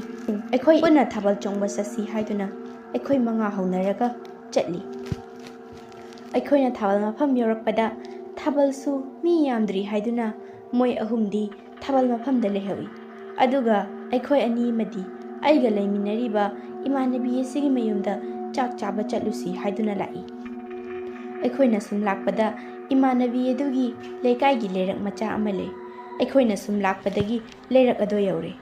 ꯇꯁꯦꯡꯅꯗꯤ ꯂꯩꯔꯛ ꯑꯁꯤ ꯑꯍꯜ ꯂꯃꯟꯁꯤꯡꯅ ꯍꯥꯏꯗꯤ ꯍꯥꯏꯅꯕꯤꯅꯤ, ꯑꯗꯨꯕꯨ ꯄꯨꯡꯁꯨ ꯉꯜꯂꯤ ꯍꯥꯏꯗꯨꯅ ꯏꯕꯥꯅꯤ ꯑꯗꯨꯝ ꯂꯥꯛꯄꯗ ꯃꯣꯏꯒꯤ ꯊꯣꯡꯒꯥꯜ ꯌꯧꯔꯝꯗꯥꯏꯗ ꯄꯨꯈ꯭ꯔꯤ ꯃꯆꯥ ꯑꯃ ꯂꯩꯕꯅꯤ꯫ ꯃꯗꯨꯗ ꯑꯩꯈꯣꯏꯅ ꯁꯨꯝ ꯂꯥꯛꯄꯗ ꯄꯨꯈ꯭ꯔꯤꯗꯨꯗ ꯃꯤꯅ ꯂꯩꯇꯨꯝ ꯊꯥꯗꯕꯒꯤ ꯃꯑꯣꯡ ꯑꯃꯗꯤ ꯃꯤꯅ ꯆꯣꯡꯗꯕꯒꯤ ꯃꯑꯣꯡ ꯀꯌꯥ ꯇꯧꯔꯛꯏ꯫ ꯃꯁꯤꯗꯒꯤ ꯏꯕꯥꯅꯤ ꯈꯔ ꯊꯨꯅ ꯆꯠꯁꯤ ꯍꯥꯏꯅꯗꯨꯅ ꯆꯠꯂꯤ꯫ ꯃꯁꯤꯗꯒꯤ ꯑꯩꯈꯣꯏ ꯏꯃꯥꯟꯅꯕꯤꯒꯤ ꯃꯌꯨꯝ ꯌꯧꯔꯀꯥꯟꯗ ꯑꯩꯈꯣꯏꯅ ꯃꯃꯥꯗ ꯇꯝꯃꯤ꯫ ꯑꯗꯨꯕꯨ ꯏꯃꯥ ꯍꯣꯏꯗꯤ ꯀꯔꯤꯁꯨ ꯈꯟꯗꯅ ꯍꯥꯏꯔꯛꯏ, "ꯏꯃꯥꯏꯄꯦꯝꯃ, ꯀꯔꯤꯁꯨ ꯑꯣꯏꯔꯝꯃꯣꯏ, ꯑꯁꯨꯛ ꯌꯥꯝꯅ ꯉꯜꯂꯤꯁꯤꯕꯣ, ꯍꯧꯗꯣꯡꯒꯨꯝꯕ ꯑꯣꯏꯔꯝꯒꯅꯤ, ꯀꯩꯁꯨ ꯈꯜꯂꯨꯅꯨ, ꯊꯥꯕꯜꯒꯤ ꯃꯈꯣꯜꯁꯨ ꯑꯁꯨꯛ ꯌꯥꯝꯅ ꯍꯧꯅ ꯇꯥꯔꯤꯁꯤꯕꯣ" ꯍꯥꯏꯅ ꯍꯥꯏꯔꯛꯏ꯫ ꯃꯁꯤꯗꯒꯤ ꯏꯕꯥꯅꯤ ꯆꯥꯛ ꯇꯣꯛꯂꯒ ꯑꯃꯨꯛ ꯆꯠꯂꯁꯤ ꯍꯥꯏꯗꯨꯅ ꯊꯣꯛꯂꯛꯏ꯫ ꯑꯩꯈꯣꯏꯅ ꯏꯃꯥꯗ, "ꯏꯃꯥ, ꯊꯣꯡꯒꯥꯜ ꯐꯥꯎꯗ ꯊꯤꯟꯗꯣꯛꯄꯤꯌꯨ" ꯍꯥꯏꯗꯨꯅ ꯍꯥꯏ꯫ ꯏꯃꯥꯅ ꯊꯣꯡꯒꯥꯜ ꯐꯥꯎꯕ ꯊꯤꯟꯗꯣꯔꯛꯏ꯫ ꯑꯗꯨꯒ ꯁꯨꯝ ꯂꯥꯛꯂꯒ ꯉꯁꯥꯏꯒꯤ ꯂꯩꯔꯛ ꯑꯗꯨ ꯌꯧꯔꯛꯄꯗ ꯏꯕꯥꯅꯤ ꯌꯥꯝꯅ ꯄꯥꯈꯠꯂꯤ꯫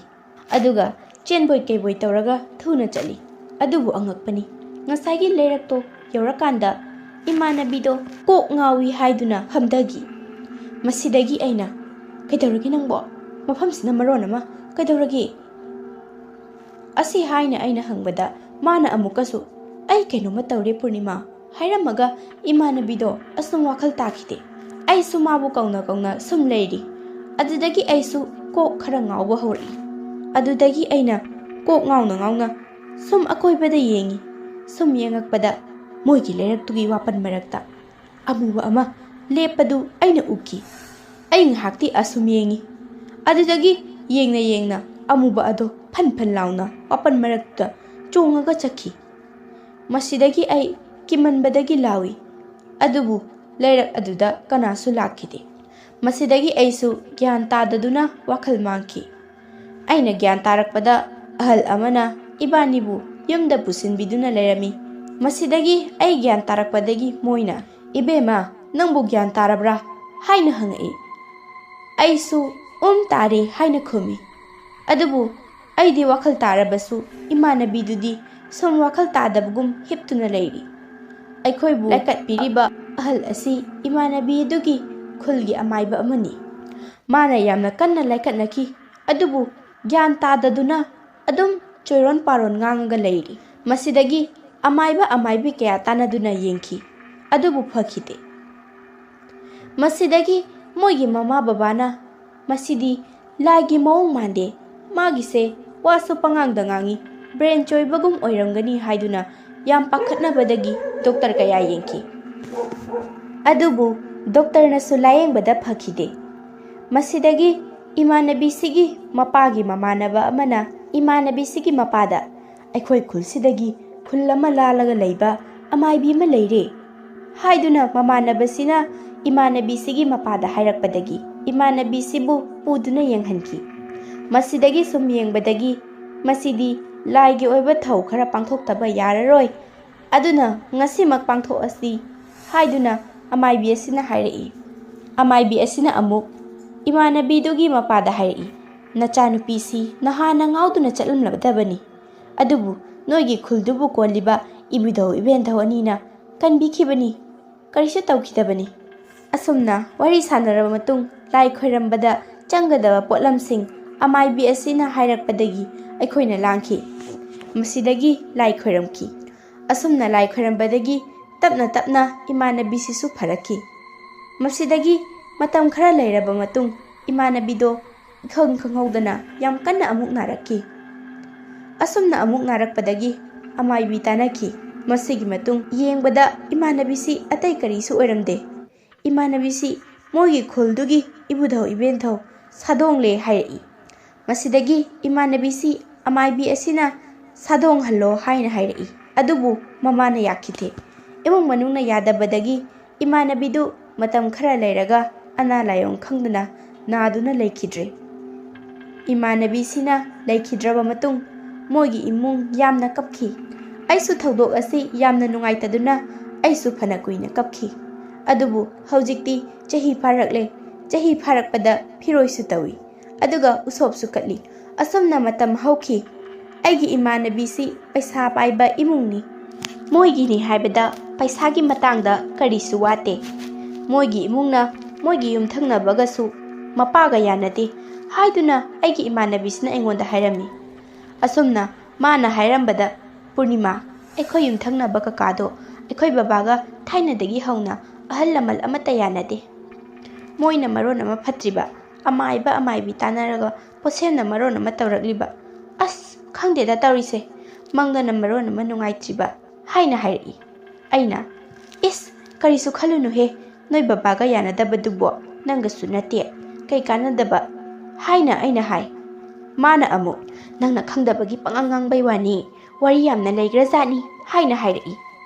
ꯃꯁꯤꯗ ꯑꯩꯁꯨ ꯀꯩꯅꯣꯝꯗꯤ ꯂꯩꯔꯦ ꯈꯟꯗꯨꯅ ꯍꯪꯉꯤ. ꯑꯦ ꯑꯗꯨꯗꯤ ꯈꯔ ꯍꯥꯏꯔꯛꯎꯗꯅ. ꯃꯁꯤꯗ ꯃꯥꯅ ꯃꯈꯥ ꯇꯥꯔꯛꯏ.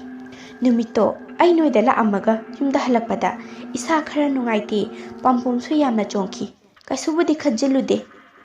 ꯏꯃꯥꯗꯁꯨ ꯀꯩꯝ ꯍꯥꯏꯗꯦ. ꯑꯗꯨꯒ ꯑꯩꯅ ꯐꯃꯨꯡꯗ ꯐꯣꯟ ꯄꯥꯏꯔꯒ ꯂꯩꯔꯤꯉꯩ ꯅꯆꯤꯟ ꯊꯤ ꯍꯥꯏꯅꯤ, ꯑꯩꯈꯣꯏ ꯊꯣꯡꯅꯥꯎꯗ ꯀꯣꯛ ꯀꯣꯛ ꯑꯅꯤꯔꯛ ꯊꯤꯜꯂꯝꯃꯒ ꯑꯃꯨꯛ ꯇꯨꯃꯤꯟ ꯂꯩꯈ꯭ꯔꯦ. ꯑꯩ ꯈꯪꯄ꯭ꯔꯦꯛ ꯈꯪꯗꯅ ꯂꯥꯎꯏ. ꯑꯗꯨꯗ ꯏꯃꯥꯅ ꯍꯩ ꯀꯩꯗꯧꯔꯦ ꯍꯥꯏꯅ ꯉꯥꯡꯉꯛꯏ. ꯑꯩꯅ ꯀꯩꯁꯨ ꯇꯧꯗꯦꯗ ꯏꯃꯥ, ꯀꯩꯅꯣꯝꯃ ꯌꯦꯡꯕꯅꯤ ꯍꯥꯏꯅ ꯈꯨꯝꯈꯤ.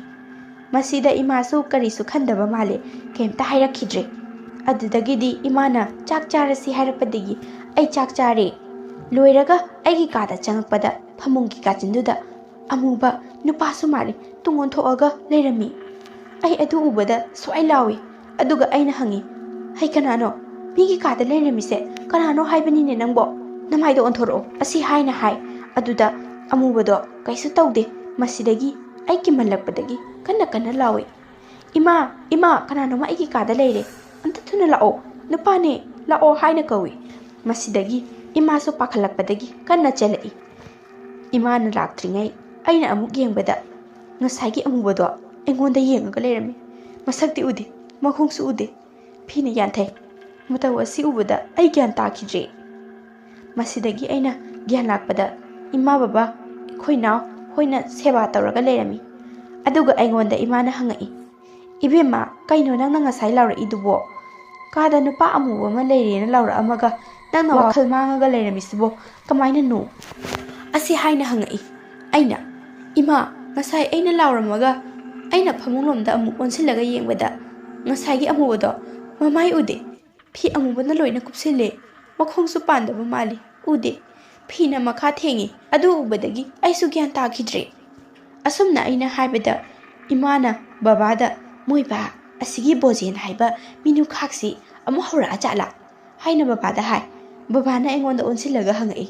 ꯏꯕꯦꯝꯃ ꯅꯪꯅ ꯉꯁꯥꯏ ꯎꯔꯤꯗꯨ ꯃꯃꯥꯏꯁꯨ ꯎꯗꯦ ꯍꯥꯏꯕ꯭ꯔꯥ? ꯃꯗꯨꯗ ꯑꯩꯅ ꯎꯗꯦ ꯕꯕꯥ. ꯕꯕꯥꯅ ꯑꯃꯨꯛ ꯐꯤ ꯑꯃꯨꯕꯅ ꯆꯣꯟꯅ ꯁꯦꯠꯄ ꯅꯪꯒꯤ ꯐꯃꯨꯡꯒꯤ ꯀꯥꯆꯤꯟꯗ ꯂꯩꯔꯝꯕ, ꯇꯁꯦꯡꯅꯗꯤ ꯆꯨꯝꯃꯦꯀꯣ ꯅꯪꯅ ꯍꯥꯏꯔꯤꯁꯤꯕꯣ? ꯑꯁꯤ ꯍꯥꯏꯅ ꯍꯥꯏꯔꯛꯄꯗ ꯑꯁ ꯀꯩꯅꯣ ꯕꯕꯥ, ꯑꯗꯨ ꯎꯔꯨꯗꯨꯕꯨ ꯈꯪꯗꯅ ꯋꯥꯟꯊꯔꯤꯁꯤꯕꯨ ꯐꯥꯒꯤꯔꯣ ꯍꯥꯏꯅ ꯍꯥꯏ. ꯃꯁꯤꯗ ꯕꯕꯥꯅ ꯏꯃꯥꯗ ꯍꯥꯏꯔꯛꯏ, ꯃꯗꯨ ꯁꯣꯏꯗꯅ ꯑꯣꯏꯒꯅꯤ ꯃꯃꯥ. ꯃꯁꯤꯒꯤ ꯃꯤꯅꯨꯈꯥꯛ ꯕꯣꯖꯦꯟ ꯍꯥꯏꯕꯁꯦ ꯁꯣꯏꯗꯅ ꯑꯣꯏꯅꯤ. ꯑꯩꯅ ꯀꯌꯥꯔꯛꯁꯨ ꯍꯥꯏꯈ꯭ꯔꯕꯅꯤ, ꯆꯨꯝꯅ ꯈꯠꯅꯕꯅ ꯈꯠꯅꯕꯅꯤ, ꯂꯥꯏ ꯇꯤꯟ ꯇꯧꯒꯨꯝꯁꯤꯅ ꯀꯌꯥꯔꯛꯅꯣ ꯑꯩꯅ ꯍꯥꯏꯈ꯭ꯔꯤꯗꯣ.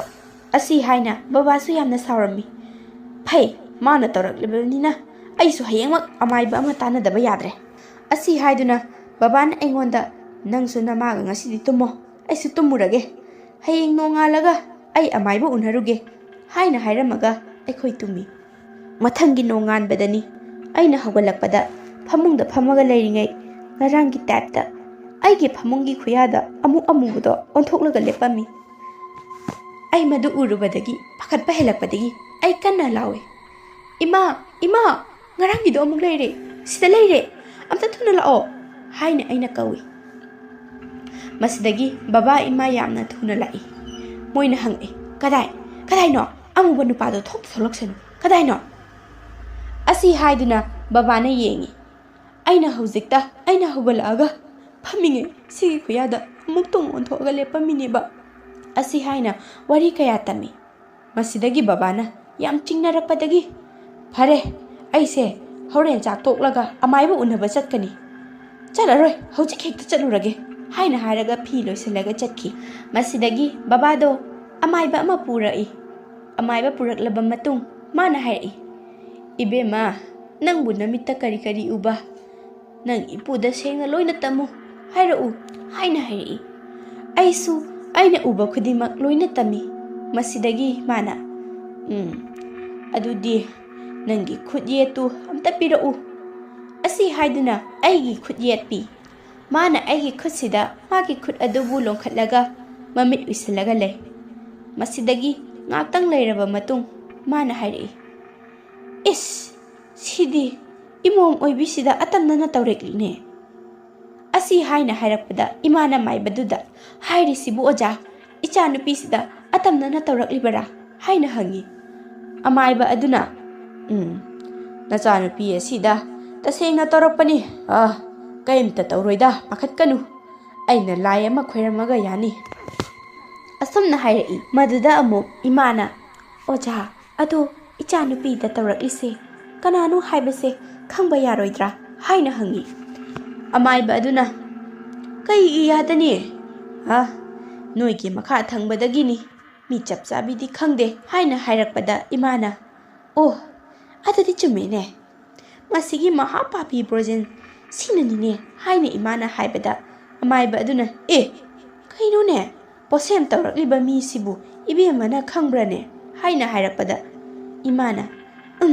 khangi akhoi imunga yanadaba imungni tu thangnabada leiriba khangpok sangse asidagini oja. Asi haina imana hai masida amaiba aduna adudi langanu thauram ase mana khangrabadi pharak tagani aduna langanu ai lai ama khoiram biramge tinmu laimu phattaba posem loina leitai naramge ko phare ado hojingmak ai pot khara harakke nangna thiraga purau kashu leiba pot pudi nate tairenga pumphaiga angangna sanaba laidhi amaga ising asengba amaga yangkok amaga purau ai leitai narambige ko haina hairai. Masidagi babana koichen chelamlaga pot pumnamak purai. Masidagi amaibana lai pumnamak khoiramlaba matung masi phawba karimta tawdana leirisini khangde purnima ai yamna kida. Asi haina imana biduna hairakpada aina adudi kharadi lurene noyung thamnabadusu phatmandaba haiduni migi mayumdabu lai thazali phare karimta khalunu nangsu nungaina imaga leiminaw mapani ngang thokpada imaga thokminaw. Asi haina aina hairaga masu satkre aisu satle. Masigi matung no ngalaga imanabido kok toina ngawbi wakhal thuna mangwa horakibani. Adubu aikhoina thabal chongba chatpadagi mana adumna wantharakpaduda aikhoisu thabal adum chongkhidre. Aisu yamna nungaite. Imanabido yamna sunungsi aigasu yamna luna tine. Haujiksu magi chahi pharakpa khuding moigi imungi usop tawri. Moigi imungna yamna nungaitana haujiksu leiri. Aina amuk chatuna imaga babaga wari sanaraga wakhal phattaba khandanaba aina kaya hai. Adubu aisu haijabagi wani aisu mabu kaubadi ngamde. Adubu aisu chahi pharakpada aina ngamjaba hailei achapot mana masing khara imanabi sigi katle. Wari asi matang asida loijare mayamna soikilan khiba yaurabasu ngakpigani haina haijari.